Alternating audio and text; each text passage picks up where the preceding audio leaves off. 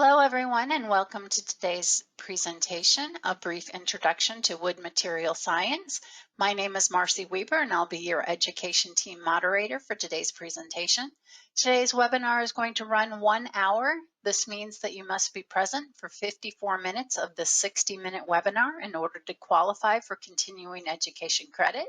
Please stay on for the live question and answer session at the end to ensure that you meet the time requirement. Today's speaker is our Director of Educational Outreach, Lori Cook. This course is copyrighted and not eligible for reproduction. And here we have just a quick disclaimer. Please note that this webinar and associated slides should not be used as a substitute for competent engineering support and expertise. And here's our team that's providing the course for you today.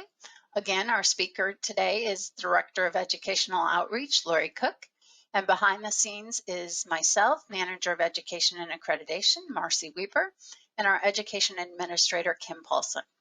Now, let me give you over to Lori to discuss material science.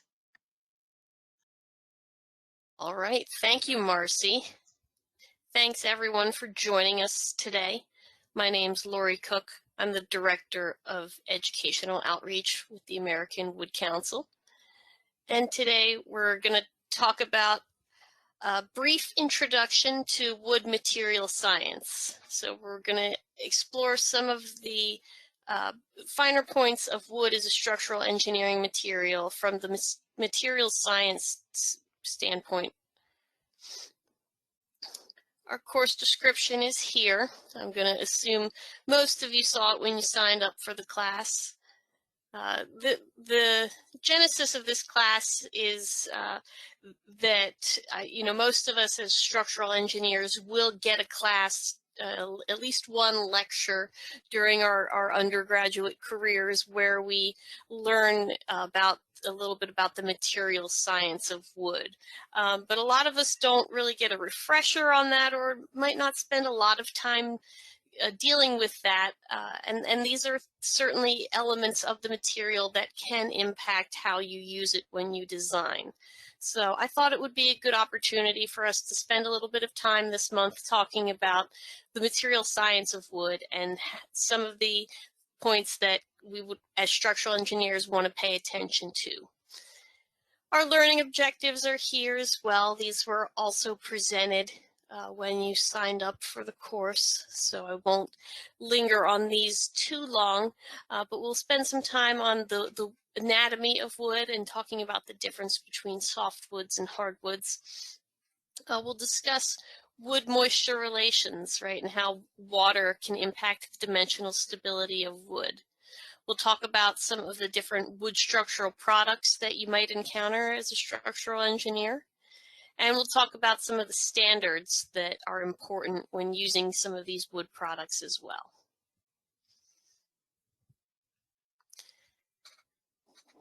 So a brief outline for today. I'll just give you an introduction to wood, what it is, and how we classify different elements of wood. And then we'll go into talking about some different wood structural products. And finally, we'll close it out with some wood design standards and resources before we get into the question and answer portion of the program. So our introduction to wood. So why is wood unique? It's unique for quite a few reasons beyond even what I've got listed here, but it is a natural product. It really does grow on trees. It's sustainable, so we have harvest cycles of 30 to 50 years. We can cut down a tree. We'll typically plant more than we cut down as part of our working forests, which we'll talk a little bit more about. It's relatively inexpensive. It has a very high strength to weight ratio, so it's a very strong material given how light it is. And it's flammable, so that is something that we do need to be aware of when we're designing structures made of wood. When we look at the carbon accounting of lumber, there is a lot less embodied carbon in wood than there is in other structural materials. Wood is one of the only materials that actually absorbs carbon from the atmosphere as it grows. And when we put that wood into a building product and then put it in a building, that carbon is locked away for the life of that product for its use. The chemistry of wood is very interesting, and there's several branches of wood science devoted to different elements of wood chemistry. So to get into that all today, we'd need many more hours than we have together. But suffice to say that wood's an organic material with a relatively complex microstructure. It's got two primary components: polysaccharides, which are cellulose and hemicellulose, and lignin.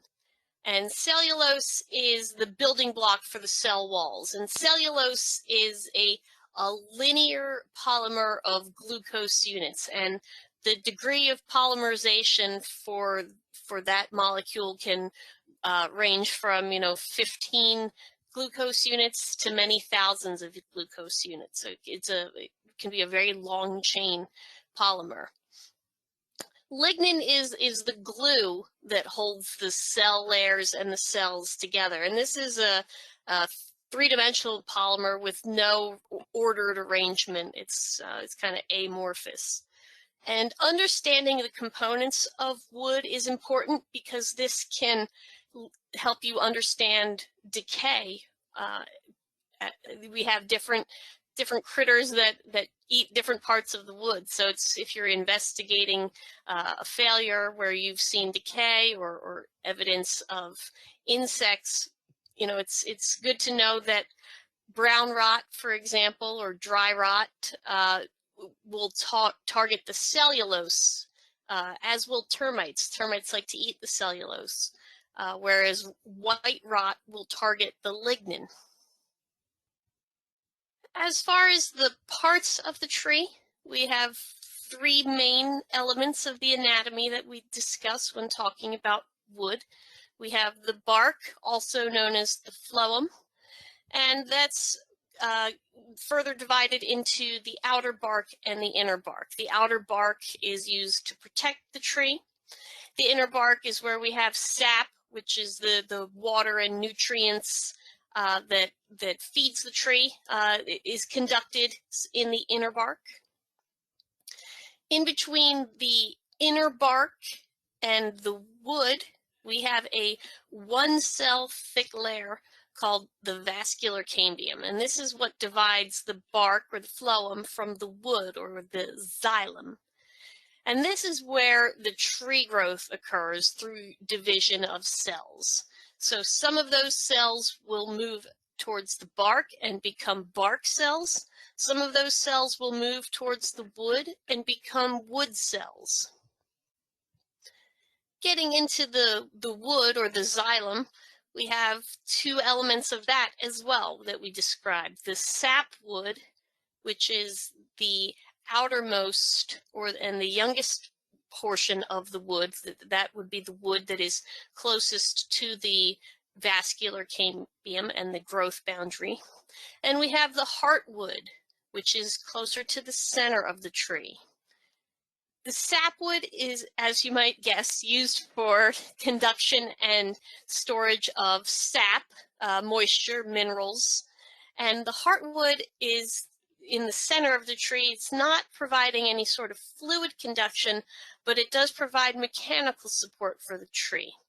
And the heartwood-sapwood boundary is moving continually throughout the life of the tree. And it doesn't necessarily coincide with any growth rings or anything like that. And in this photograph you see here, I took at a lumber mill a few years ago, some interesting expressions of the heartwood-sapwood boundary.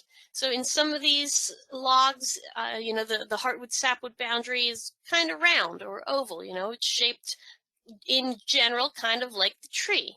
But we've got some like this one right here, where the heartwood-sapwood boundary has expressed some very interesting shapes.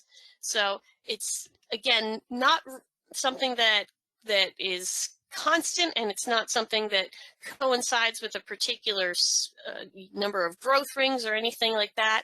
It's just something unique to the tree. The heartwood does contain extractives. These are the chemicals that give it the darker color that we can see present in this photo. And in certain species, these extractives have a great commercial value and are used for all sorts of chemical processes. When we look further into the types of trees, we have two main classifications. We have softwoods and we have hardwoods. And despite what the name would imply, softwoods are not always soft and hardwoods are not always hard. Softwoods are typically coniferous trees or evergreen trees. These are trees that don't lose their leaves in the winter. They'll have a very simple microstructure compared to hardwoods, and they do tend to be less expensive. These are a lot of our commercial species that we see for structural purposes, so things like Douglas fir, southern pine, larch, and spruce trees. Hardwoods are broadleaf trees or deciduous trees. These are trees that do lose their leaves in the winter, and these trees typically will grow much more slowly than softwood trees. Some common hardwoods that we see in North America are species like ash, elm, maple, cherry, or oak. These woods are typically prized for their appearance. So while they can be used for structural purposes, a lot of times we'll see them used in instances where their appearance can be brought forth. So you'll see them used a lot for things like furniture or for finishes. Going to our softwood scanning electron microscope micrograph here, we can see the direction of growth indicated here with this blue arrow. And trees grown in temperate climates, like in most of North America, express a growing season through a growth ring. So this will represent 1 year of growth. And the softwood trees especially, we see the cross-section is composed mostly of the same types of cells. These are tracheid cells. We do see a little bit of variation, but for the most part, it's a very uniform cellular structure. Zooming in a little bit more and looking at one individual growth ring, we see that we have two different parts of the growth ring. We have the early wood and the late wood. And as the names would suggest, early wood is grown early in the growing season, while the late wood is grown later in the season. We see the early wood cells have thin cell walls, and in conifers, this early wood production coincides with the tree's period of height growth. The late wood production is facilitated by the fact that the foliage, or the now mature foliage in the crown of the tree at the top, it's producing a surplus of sugars that we can distribute to regions of active growth. So we can develop these much thicker cell walls in the late wood. And because the late wood is so much denser, it has a much stronger impact on the mechanical properties of the wood. Thank you for joining us. So, Have a great day. Looking at now at a hardwood, our previous slide here, this one was this softwood is a piece of pine. Now, if we switch over to our hardwood scanning electron microscope micrograph, this is a piece of white oak. And we can see a lot more variation in the types of cells in this cross-section than we saw in the previous slides for the softwood. Again, we see our early wood cells towards the bottom of the slide here.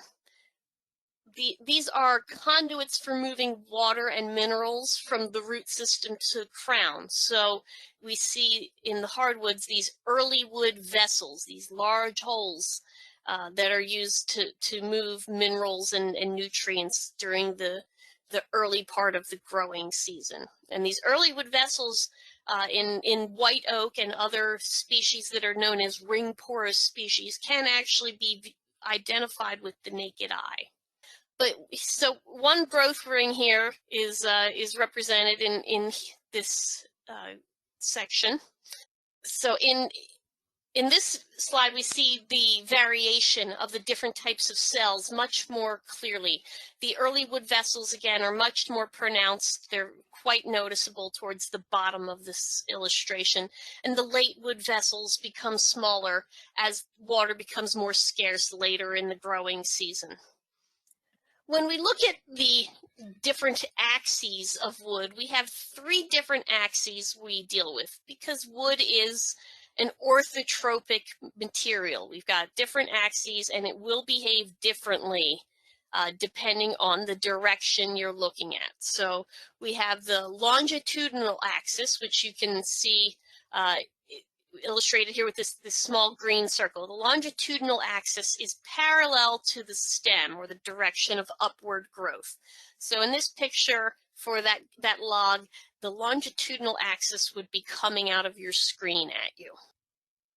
The second axis is the radial axis. So if we look at the cross section of the tree as if it were a circle and we drew a radius of that circle, the radial direction is what is represented by that. The third axis is the tangential direction. So that would be a tangent to that circle created by those growth rings. And when we take a look at how this appears in a typical piece of lumber that we're looking at, we see the longitudinal direction is typically the length of the board, while the radial and the tangential directions are going to be expressed as the cross section in the small ends of the board there. Wood is hygroscopic. That means it takes on, or in some cases gives up, moisture from the surrounding environment. And that moisture exchange can depend on the ambient relative humidity present. It can depend on the temperature, and it can also depend on the current amount of water present in the wood. So wood can shrink or swell depending on the conditions that it's being used in. The equilibrium moisture content is the moisture content where wood is neither gaining nor losing moisture from the surrounding environment. And as you might guess, based on what we just talked about on the last slide, there's a direct relationship between the equilibrium moisture content, or EMC, relative humidity, and the temperature. And we can see in this illustration here on the right side of our screen a graph from the USDA Wood Handbook that shows us what the equilibrium moisture content for a piece of wood would be given for a given temperature and relative humidity. So if you're in a very high humidity environment, the equilibrium moisture content can be, upwards of 14 to 16%. If you're in a low humidity environment, you see that the moisture content can be on the order of 8 to 10%. So why is this important? Because most structural wood products are kiln dried to about 15 to 18% moisture content. So when you lose that anywhere from 1 to 10% moisture content as your lumber equilibrates, you will have some dimensional change that can occur. The NDS, or the National Design Specification, requires the moisture content for lumber to be less than 19% to be considered dry. So that's why we see that 15 to 18% target for our kiln drying, because it'll meet that minimum of sub 19%. How do we calculate the moisture content of wood? It's based on the mass at a given moisture, where we're trying to calculate what the moisture content is, as well as the mass after the specimen's been oven dried. So freshly sawn lumber can have a moisture content ranging from anywhere from 30% to upwards of 200%. But again, when we're using the lumber, we dry it to under 19%. There is a point known as the fiber saturation point, where the wood cell walls are completely saturated with water, but no water is in the space between the cells. So when the wood is above the fiber saturation point, the physical and the mechanical properties don't change with the moisture content. So that basically means that those wood cell walls have absorbed all the water they can. If any more water is going into the wood, it's being stored in between the cells, in the space between the cells. So the wood won't swell any further beyond its fiber saturation point. That's as big as it can physically get. When we are below that fiber saturation point, which is where we typically will hang out as structural engineers, the wood will have been dried below the fiber saturation point. The wood will change dimensions as it gains or loses moisture. And we talked about the orthotropic nature of wood. Well, the dimensional of stability of wood is anisotropic as well. It's orthotropic. It doesn't behave the same in every direction. So the most shrinking and swelling we'll see with moisture content changing will occur in the tangential direction. The radial direction will have about half as much shrinking or swelling as the tangential direction. And then we see very, very little shrinking or swelling occurring longitudinally. The shrinkage is going to be impacted by a lot of different factors. It'll be impacted by the density, by the size and the shape of the wood, the rate of drying, where in the tree it was cut from, and we can see that the illustration here, again from the USDA Wood Handbook, can give us an indication of the influence on where in the tree a piece of lumber came from, and how that can influence the shape it would shrink and swell in with regards to changing moisture. All right.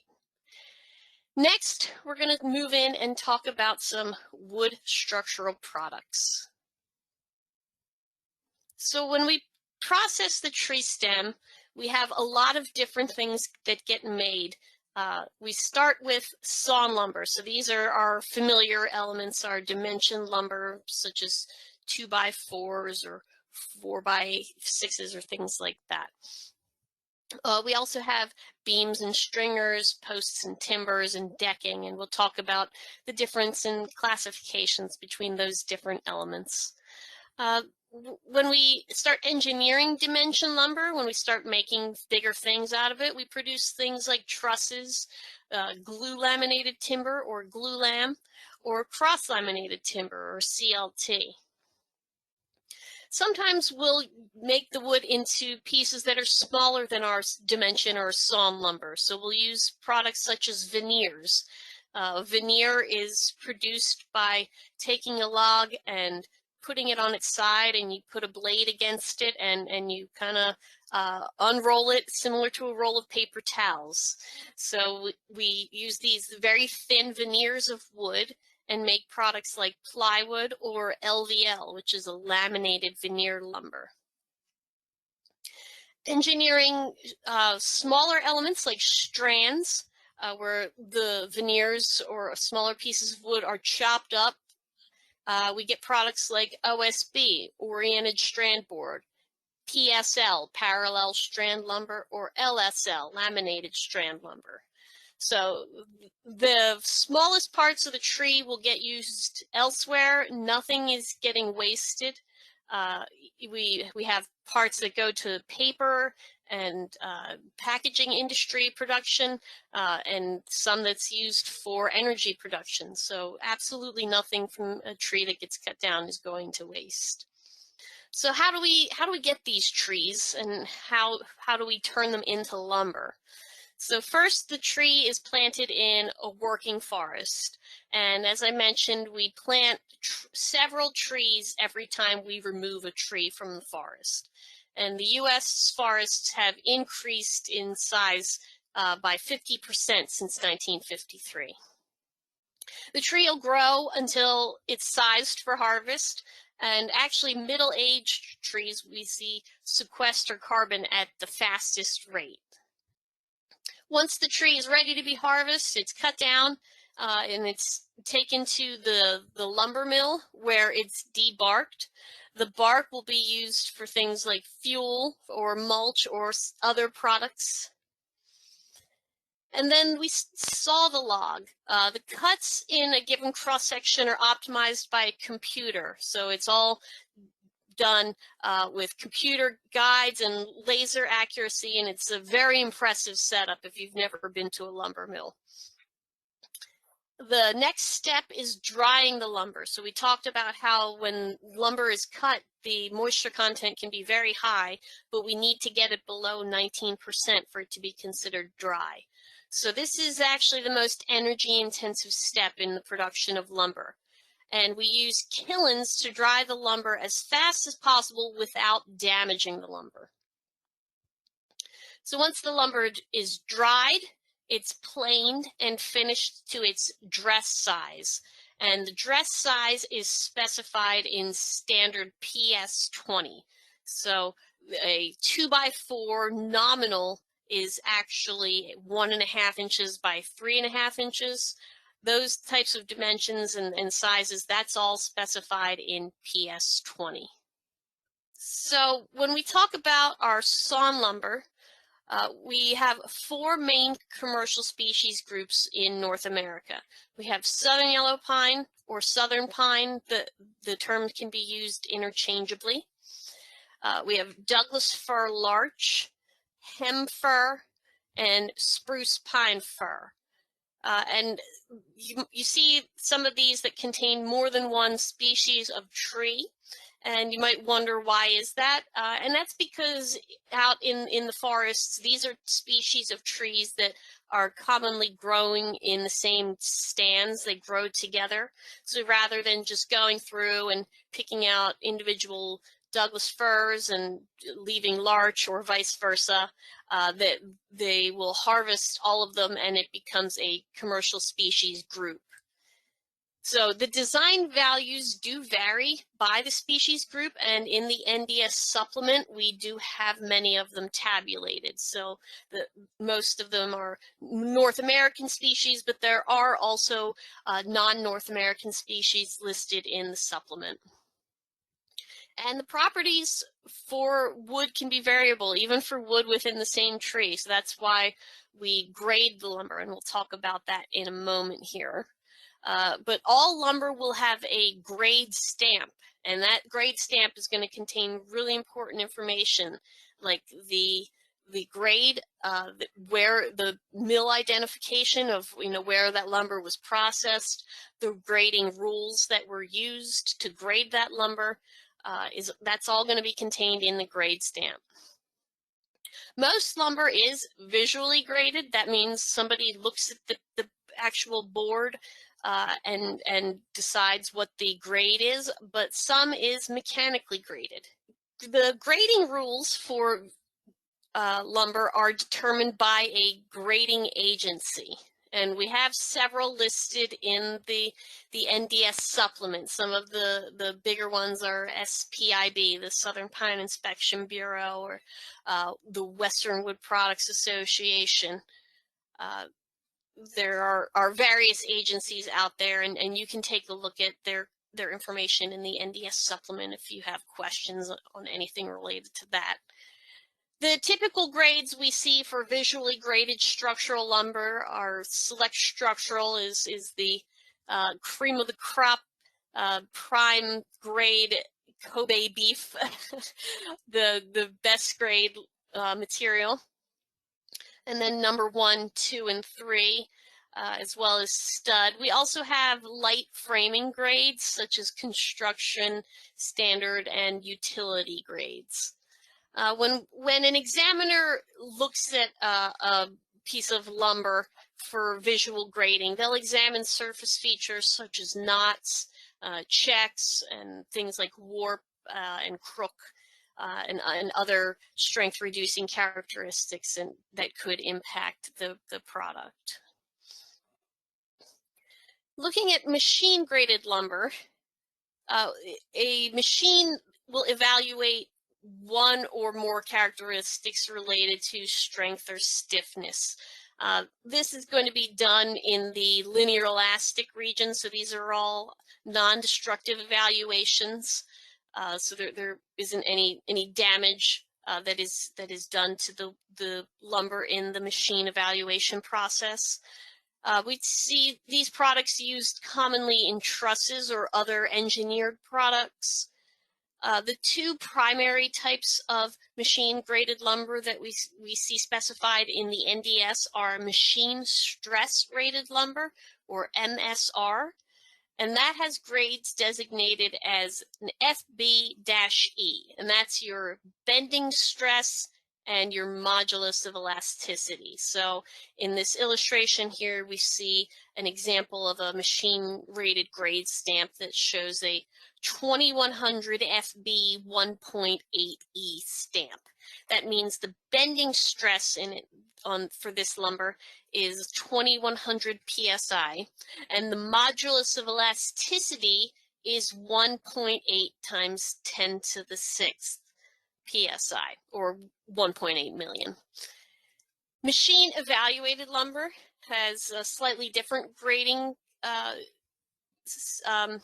nomenclature. You'll see this lumber graded with the letter M followed by a number. So a grade might be like an M10 or an M8 or something like that. When we talk about the different types of sawn lumber, it's classified based on the nominal size. So dimension lumber is a common type that we would design with, where the lumber is 2 to 4 inches in thickness and 2 inches or greater in width. So as I mentioned, 2 by 4, 4 by 6s, lumber like that.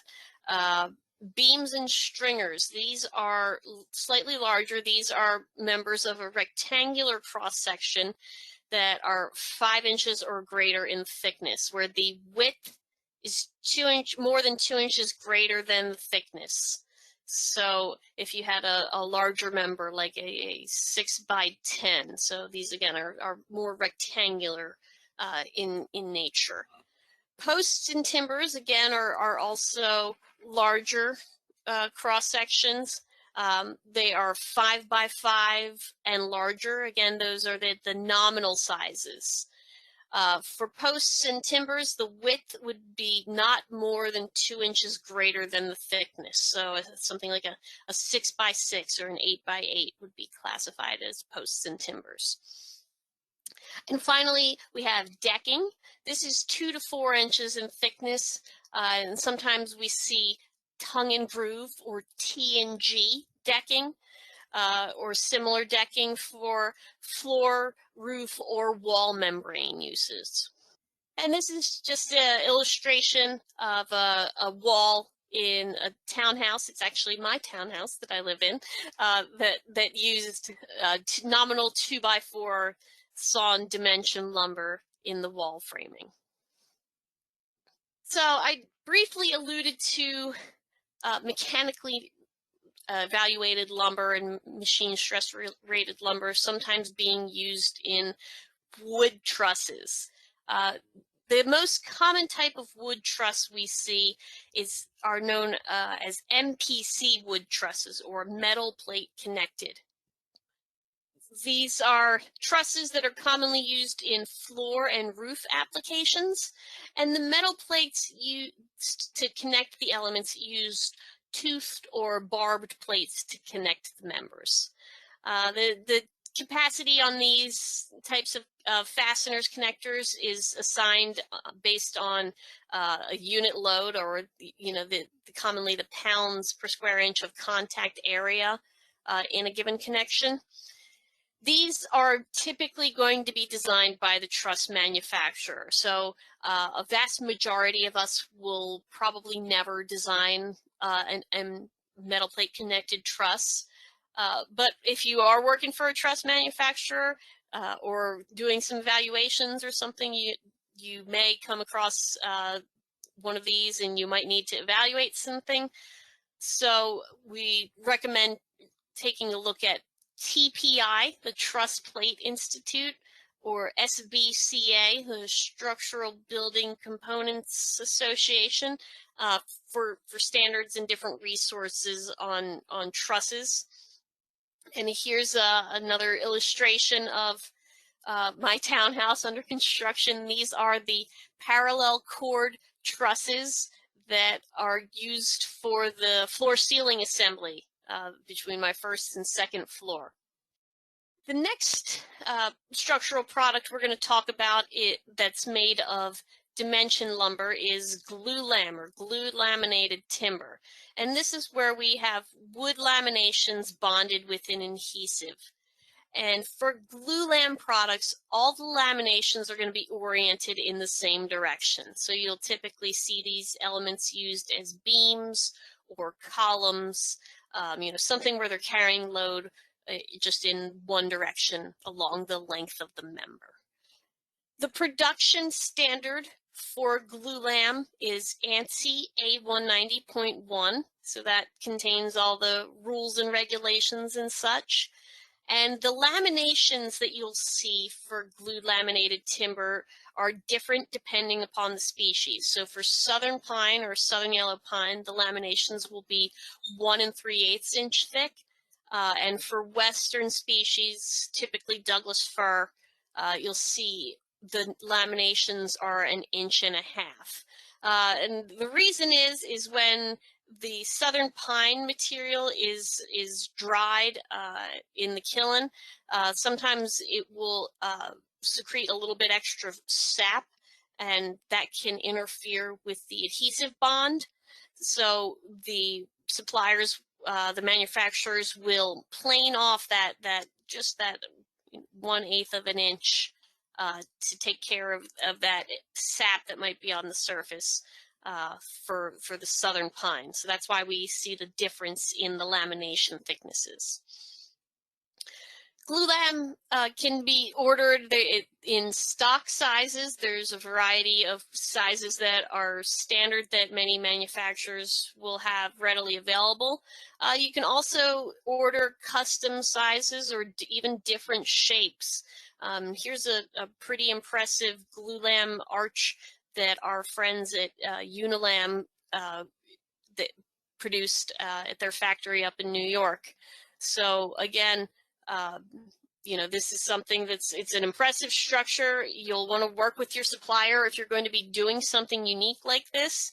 But if you are just trying to get something that is a glulam beam in a smaller cross section, the lead time on those would typically be a lot less than on something custom like this. So if we take this similar principle to glulam, but instead have the product oriented into panels instead of all the members oriented in one direction, we get cross-laminated timber.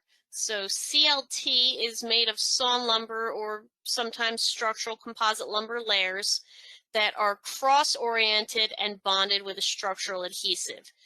And typically the way they're produced is each layer is 90 degrees or it's orthogonal to the adjacent layer. The production standard for cross-laminated timber or CLT is APA PRG 320. And the layers are oriented to create a panel that can be used for floors, for roofs, and for walls. So that you can create an entire building out of this stuff. It's a really cool product. There are manufacturers in both the US and Canada There's European manufacturers that have been around for longer as well. However, if you are going to try to use a European supplier, you need to make sure that the panels they're producing are produced in accordance with APA PRG 320. So here's an illustration of a CLT floor panel being lowered into place. This is a building in Charlottesville, Virginia, the Apex Energy headquarters building that was completed last year. So we've talked about a lot with solid sawn lumber, but what happens with the smaller stuff? We have things like knots and checks and splits that can cause a degradation in the strength of a solid sawn cross section. We have large amounts of the tree stem that would be not used in the production of dimension lumber. So we don't want to waste that. But what can we do? Well, we can make an engineered wood product that used parts of the stem that would otherwise be waste. And they also have the benefit of reducing the effects of knots, and we can create increased dimensions. So, it's pretty hard to get a 16-inch deep board out of a 14-inch diameter tree. But with engineered wood products, we actually can do stuff like that. So we can make engineered wood products out of veneers, strands, sawn lumber, and adhesives. And these products can vary in size and shape depending on what the product is and what its end use is going to be. So we have wood structural panels like plywood and OSB. We have structural composite lumber, or SCL, which I alluded to earlier. And that's things like laminated veneer lumber, parallel strand lumber, laminated strand lumber, and oriented strand lumber. And we also have wood eye joists, which are incredibly efficient cross sections that can span long distances. So when we look at wood structural panels, our two primary products are plywood, where we use wood veneers that are oriented perpendicular to the adjacent layers and they're bonded with an adhesive. Or we use oriented strand board, where we have strands that are actually oriented in a specific direction. It may look somewhat amorphous and disarrayed if you're just looking at it, but there is an orientation of the strands. And these products would be used for sheathing on walls, on floors, and as well as roofs. Structural composite lumber, we mentioned, are made of either veneers, strands, or smaller products bonded with an exterior adhesive. The standard for SCL is ASTM D5456. The cool thing about structural composite lumber is you can get very consistent sizes. So sometimes when you order a billet of a bunch of 2x6s, they're not all going to be exactly the same size. There could be a fraction of an inch of variation in the size of that lumber. But with structural composite lumber, they're milled to very consistent sizes. We have very large sizes and long lengths available, again, because these are being made of smaller pieces of the tree that are glued together. So we're not limited by the size of the tree. These are products that are considered proprietary, so the design values for these products are going to be published by the manufacturer. But these would include, as I've mentioned, LVL, where we've got thin veneers that have a maximum thickness of 1/4 inch, and they're oriented parallel to the long direction of the member. And you see these used a lot for things like headers and beams and rafters, as well as wood eye joist flanges.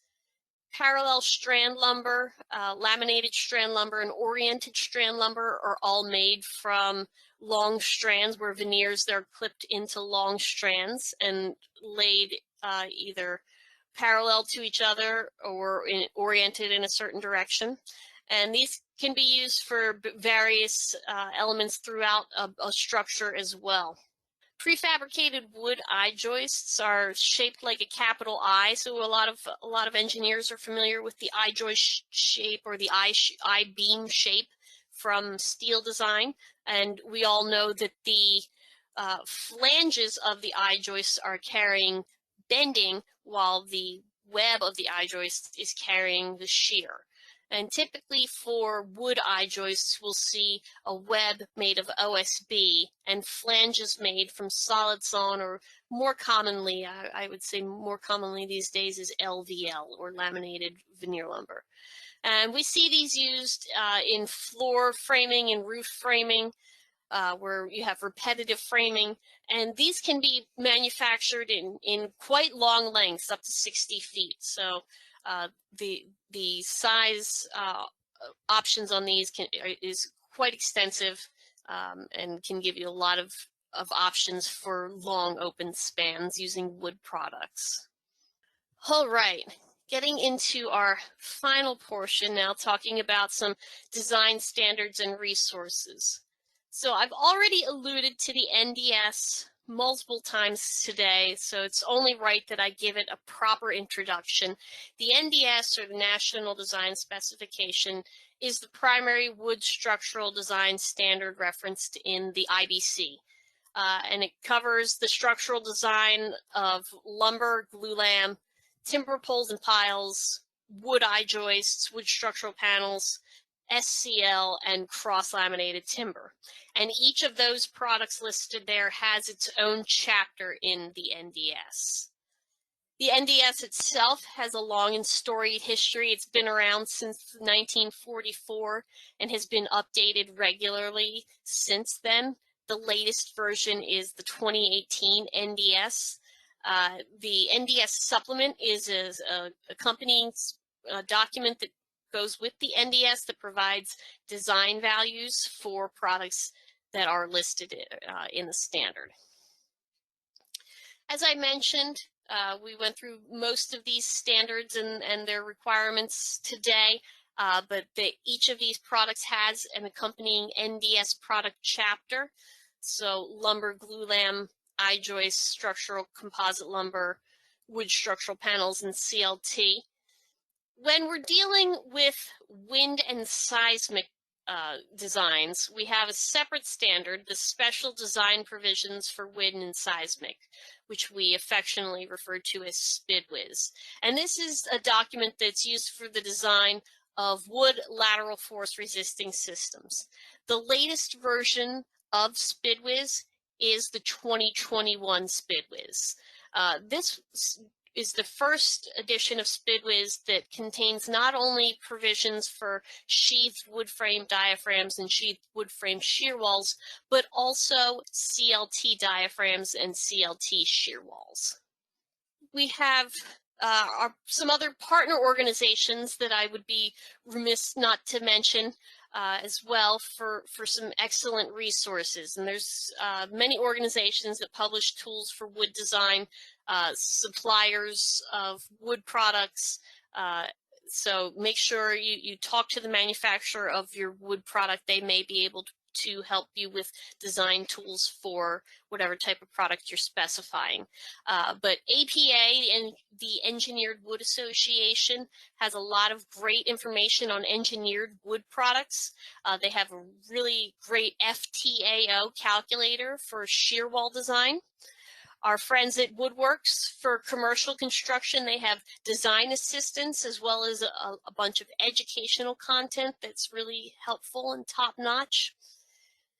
I alluded to SBCA for resources on metal plate connected trusses, as well as the Truss Plate Institute. So here's their information. You can also find these links in the resources document in the handout section of your dashboard. And with that, we'll go ahead and take our questions. All right, we're going to switch over to Lori for questions. Sounds good. All right, here. So you should be able to see my screen here. We had a question on this hardwood scanning electron microscope micrograph here. So I casually breezed through some of the descriptions on some of these cells, and mentioned the early wood vessels and late wood vessels, which are very noticeable. We see the tracheid cells, which are kind of these we call it the infill, if you want, cells that make up a good amount of the cross section. But we have this big kind of highway looking fella right down the middle of our picture here, and that is actually a ray cell. So we don't see those as nearly as pronounced. They're not common in softwoods, but they will be visible much more frequently in hardwood trees. So that's what that photograph that is, and those cells are. All right, getting into some of your other questions here. All right, what is the moisture content of wood at the fiber saturation point? So like many things with wood, that varies from species to species. And the reason that that particular moisture content will vary from species to species depends on the presence of extractives in the wood. So species that have a low presence of extractives will have a higher moisture content because there's more room for the moisture to hang out in the cell walls. But species that have a higher presence of extractives, like a red cedar, for example, will have a lower moisture content at the fiber saturation point. So it like everything else, with wood, it kind of just varies with the species. Okay, question regarding terms and usage. Is CLT the same as mass timber? So mass timber is an umbrella term, and it does include CLT. It doesn't include cross-laminated timber. However, it includes other products as well that meet certain size requirements. So mass timber buildings can have glulam elements in them. They can have structural composite elements in them. All you need to do is, verify that they meet the minimum cross-sectional requirements that are in the IBC. Okay. Here's a question. We have our nominal sizes of wood that we talk about. So for example, 8 by 8, it would be an example of a nominal dimension. What are the actual dimensions? If you are in your NDS supplement, table 1B, that provides you with actual dimensions as well as some other geometric and engineering properties that you can use in your calculations. So it gives you things like the area, the I value, the S value. So if you're not familiar with that table, definitely take a look at it. It's very helpful. Oh wow, you guys have a lot of questions rolling in. So just give me a moment to read a few of them. Okay, related to lengths on products like LVLs and wood eye joists. So typically the length will be constrained by the transportation of the product. I've spoken with folks that work at I-joist manufacturing facilities, and they can manufacture 60-foot long I-joists, and in certain instances they could even go longer. The challenge becomes transportation of those elements, like any long span beam. So that is something that these long members are readily available. Unilam, we showed you that really lovely custom glulam arch that they had produced. Yeah, we had this really nice custom glulam arch. The Unilam they've made glulam members for bridges and other long spans that have been in excess of 100 feet. But again, the logistics on that come into play, and that can be challenging when you're trying to deal with the project management side of elements. How do they bend the arch member that long? I actually do not know the process for creating an arch of that size. we maybe can get our folks from Unilam to come back for a program next year and talk about some of the finer points of glue lamp construction. You can also check out our course from last year where we had a design panel, or I'm sorry, a discussion panel on glue lamp construction. So. All right. What type of adhesives are used for engineered wood? There are various types of adhesives, and it will depend on the product that you're using. There are some products that are polyurethane based. There's other products that are phenol based adhesives. So it just varies with the product. But it will be specified in the production standard for that product what the requirements for the adhesives are. Okay, does the 2021 SPIDWIS include provisions for CLT shear walls and diaphragms? It does actually, and we had a great presentation last year by Phil Line on the 2021 SPIDWIS where he talked about some of the updates, and that was one of the biggest updates was the addition of CLT shear walls and CLT diaphragms in the new version of the special design provisions for wind and seismic. So there is some guidance out there for folks in sections 4.5 and 4.6, as well as Appendix B. Okay, in SPIDWIS, are OSB and plywood considered wood structural panels? Yes, in SPIDWIS, typically when the term wood structural panel is used, it's referring to an OSB panel or a plywood panel. Okay, here's a great question. How does pressure treating affect the moisture content for design stress purposes? So typically when we have pressure treated lumber, it will be it'll say on the grade stamp KDAT, which stands for kiln dried after treatment.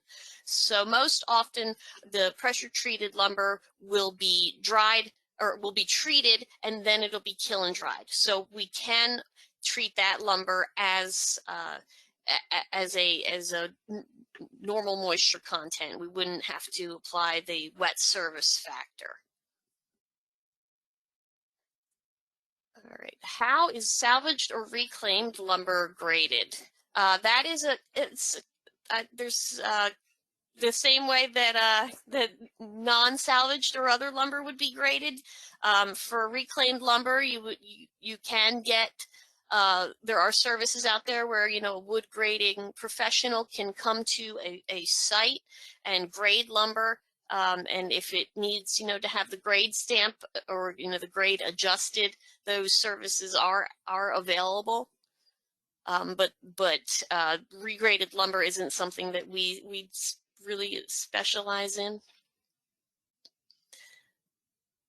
Oh, I've got a note here. The glulam arch in the photo here is 125 feet long. Thank you for that. That's an excellent figure. So again, very long lengths available, especially with, you know, these engineered wood products can be manufactured to you know, any size that you can imagine. It's just a matter of getting it from where it's being built to your job site. So, all right, here's a couple of questions on fire. How is fire resistance provided to wood? We had just had a new standard approved and it's on our website called the Fire Design Specification, or FDS.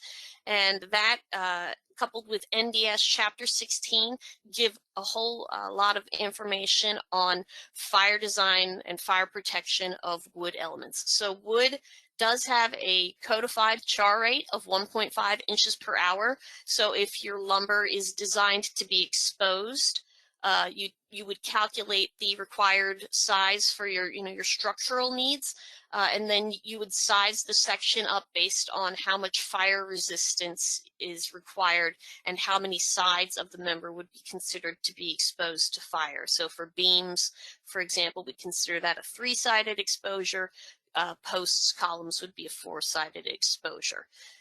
So you would use the char rate in Chapter 16 and the provisions. And that would allow you to provide a fire-resistant design methodology that is acceptable in the IBC in section, I believe, Chapter 7 is the fire chapter.